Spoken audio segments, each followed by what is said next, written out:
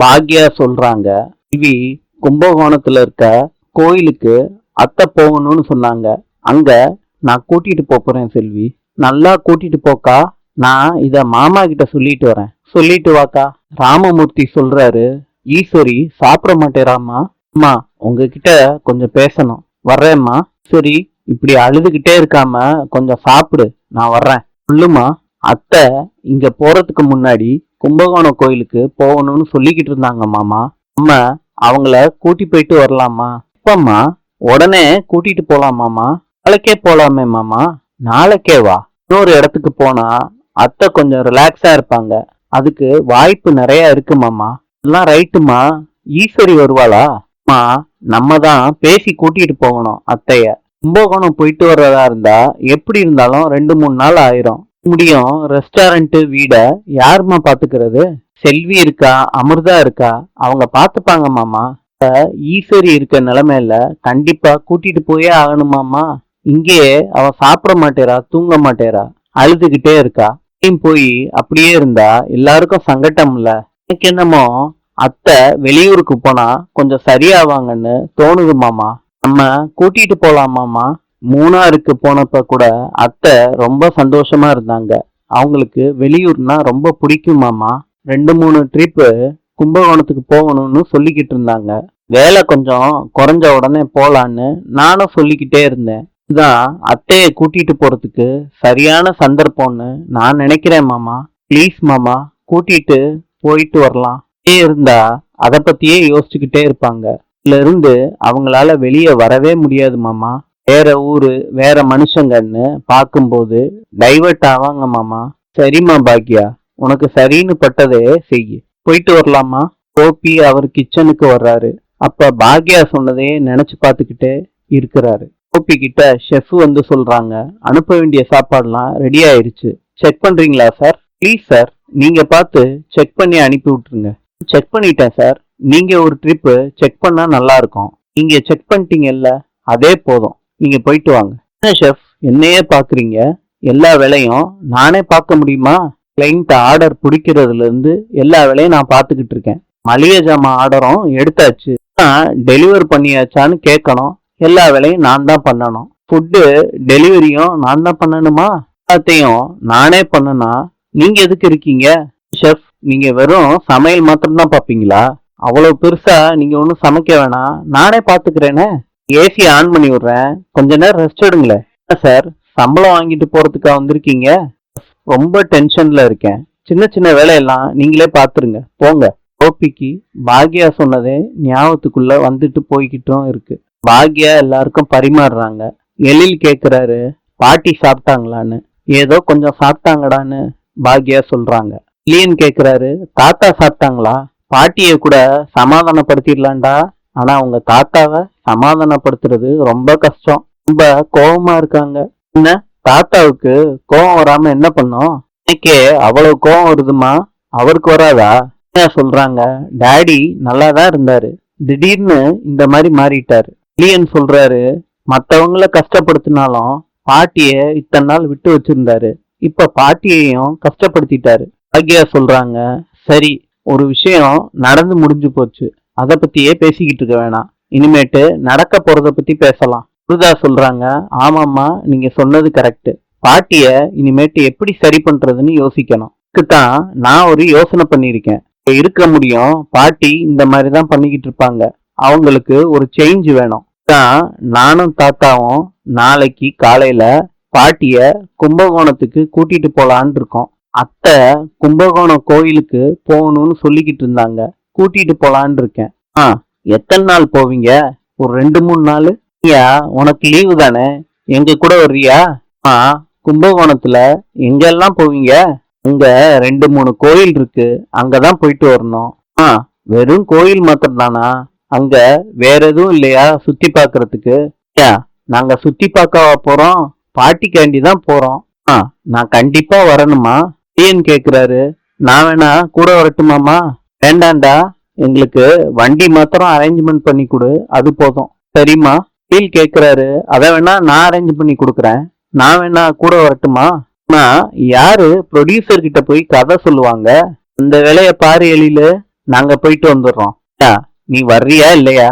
கண்டிப்பா வரணுமாமா. நீ வந்தன்னா பாட்டி ரொம்ப சந்தோஷப்படுவாங்க, உங்களுக்கும் நல்லா இருக்கும். சரிம்மா, நான் யோசிக்கிறேன். அக்கா, நானும் வரட்டுமா? கும்பகோணத்துக்கு ஒரு வாட்டி கூட போனதே இல்லக்கா. நீயும் கிளம்பி வந்துட்டேன்னா ரெஸ்டாரண்ட் யாரு பாக்குறது? வீட்டை யாரு பாத்துப்பா? நாங்க என்ன டூரா போறோம் எல்லாரையும் கூட்டிட்டு போறதுக்கு? 2 மருமக இருக்காங்களே, அவங்க பாத்துக்க மாட்டாங்களா? பாத்துப்பாங்க செல்வி. கூட சேர்ந்து நீயும் பாத்துக்கோ. சுதா, நீ கொஞ்சம் ரெஸ்டாரண்ட பாத்துக்கோமா. எனி, நீ செல்வியோட சேர்ந்து வீட்டை பாத்துக்கோமா. சரியா? ஆண்டி, அக்கா எதுக்கு? நானே தனியா வீட்டை பாத்துப்பேன் ஆண்டி. நீ பாத்துப்பேன்னு தெரியும் ஜெனி. ஆனா ஒத்தாசையா செல்வி இருக்கட்டும். 2 பேரும் சேர்ந்து வீட்டை பாத்துக்கோங்க. சரியா? சரி, ஓகே ஆண்டி. அம்மா, நீ என்ன பார்க்கவே வேண்டாம். நான் எல்லா வேலையும் முடிச்சு வைக்கிறேன். கதையோட ஃபைனல் ரிசல்ட்ட ப்ரொடியூசர் கிட்ட சொல்லி ஓகே பண்ணி வைக்கிறேன். என்ன மேடம், யோசிச்சு முடிச்சிட்டீங்களா? அம்மா, நீங்களே போயிட்டு வந்துருங்களே. உன் வயசு பிள்ளைங்க எல்லாம் அம்மா சொல்றத அப்படியே பண்றாங்க. நீ தான் ஓவரா பண்ணிக்கிட்டு இருக்க. ஒழுங்கா கிளம்பி வாடி. என்னம்மா மிரட்டுற? இப்படி சொன்னாதானே நீ கேக்குற? நீ என் கூட வர்ற, அவ்வளவுதான். சரிம்மா, நான் வர்றேன். மாட்டேன்னு சொல்ற பிள்ளைய வம்படியா கூட்டிட்டு போற. ஆனா நான் வர்றேன்னு சொல்றேன், என்னைய கூட்டிட்டே போக மாட்டேறியக்கா. கொஞ்சம் சும்மா இரு. பார்ல போய் திருப்பியும் குடிக்க ஆரம்பிச்சிட்டாரு கோபி. கோபி, பாருக்கு வந்திருக்க? வாடா நல்லவனே. 7 மணிக்கு போன் பண்ண, 8 மணிக்கு வர்ற. சார் ரொம்ப பிஸியோ? நீ நினைச்ச நேரத்துல நான் வந்துடணுமா என்ன? போட்டத அப்படியே போட்டுட்டு வர முடியுமா? பாயிண்டரா, ரம்மா பிராண்டியா? எனக்கு எதுவும் வேண்டாம்டா. கோபி, ஏதாவது ஜூஸ் சொல்லு. பீட்டர், கிரேப் ஜூஸ் எடுத்துட்டு வா. சரி சார். நீ எக்கச்சக்கமா குடிச்சிருக்க போல இருக்கு. 6 ரவுண்ட்ஸ். வீட்டுக்கு போற ஐடியாவே இல்லையா உனக்கு? வீடு என்னடா வீடு, பெரிய வீடு. முதல்ல இந்த வீடுங்கிற கான்செப்ட அடிச்சு நொறுக்கணும்டா, டெஸ்ட்ராய்ட் பண்ணணும்டா. இப்ப என்னடா ஆச்சு?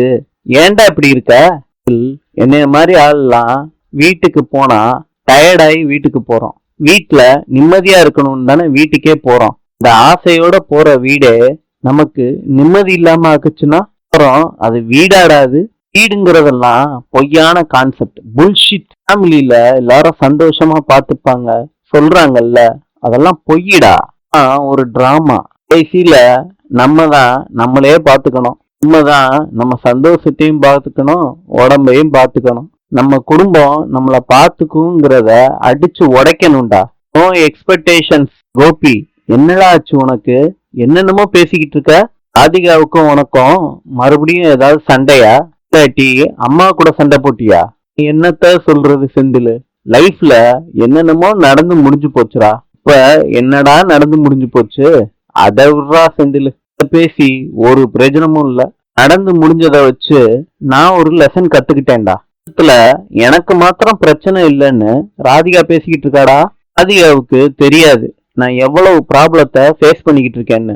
தெரியும்டா, இந்த 2 வருஷத்துல நான் எவ்வளவு குழப்பத்தை ஹேண்டில் பண்ணிக்கிட்டு இருக்கேன்னு. Excuse me, 1 round. டே, நீ இன்னும் அதை குடிச்சு முடிக்கலடா. டே, அது வாட்டுக்கு வரட்டும். உடனே திருப்பியும் உள்ள தள்ளுவோம். ராதிகா சொல்றாடா, என்ன மேரேஜ் பண்ணதுனால அவ நிம்மதியெல்லாம் போயிருச்சான், அவளோட சந்தோஷம் போயிருச்சான். நான் அவளை கல்யாணம் பண்ணதுல இருந்து நான் இழக்கல. அப்பா, அம்மா, என் சந்தோஷம், என் பிசினஸ் எல்லாமே போயிருச்சுடா.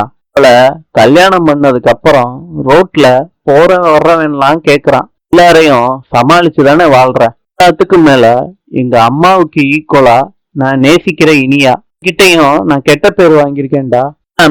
நான் ராதிகாவை லவ் பண்ணி கல்யாணம் பண்ணதுக்கு அப்புறம் தானே இந்த பிரச்சனையெல்லாம் வந்துச்சு. எப்பயாவது ராதிகா கிட்ட இதெல்லாம் சொல்லி காமிச்சிருக்கேனா?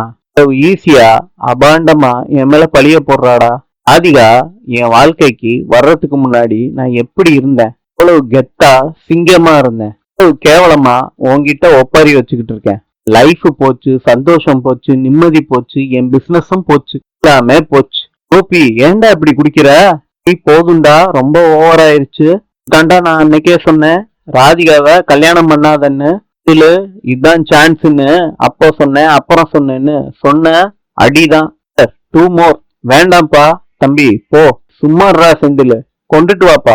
கேட்கும் போதெல்லாம் நீ எடுத்துட்டு வரணும், அதான்டா உனக்கு நல்லது. சரி சார். போதுண்டா, ஏன்டா இப்படி பண்ற? கிளாஸ்ல சரக்க ஊத்தி கொடுக்குறாங்க. அதே மாதிரி சந்தோஷம், நிம்மதி எல்லாமே ஊத்தி கொடுத்தாங்கன்னா ஆனந்தமா இருக்கும்டா செந்திலு. நடக்கவே நடக்காது. தம்பி போதும்பா, நீ போ. பாவம்டா நானு. எங்க போனாலும் கெட்ட பேரு, திட்டு. என்னடா பண்ண சொல்ற? மோசம்டா நானு. ரொம்ப பாவம்டா. நேரா வீட்டுக்கு போறாங்க. கேட்டை திறக்கிறாங்க. அம்மா அந்த மாதிரிலாம் செஞ்சிருக்க மாட்டாங்க. ஏதோ ஒரு தப்பு நடந்திருக்குன்னு அவர் மனசுக்குள்ளே சொல்லிக்கிறாரு. ராதிகா பார்த்தேன்னு வேற சொல்றா. அத்தை அடிச்சே சொல்றாங்க நான் பார்த்தேன்னு. கோபி கதவை தட்டுறாரு. கமலா சொல்றாங்க, நான் திறக்கிறேன் ராதிகா. கமலா கதவை திறக்கிறாங்க. மயு குட்டி, ஹைடா செல்லம். High daddy, dinner finish. ஆமா டாடி. குட் மயு குட்டி. சில விலைக்கு சாப்பிட்டா டாடி மாதிரி ஹெல்தியா இருக்கலாம். ராதிகா சொல்றாங்க, மயு நீ உள்ள போ. ராதிகா எதுக்கு குழந்தைய துரத்துற? டாடி கிட்ட பேசிக்கிட்டு இருக்கால, நீ உட்கார்றா. உள்ள போன்னு சொன்னேன். ஐ மயு. கியூபாவின் நாணயம் பிசோ. நாளை சந்திப்போம்.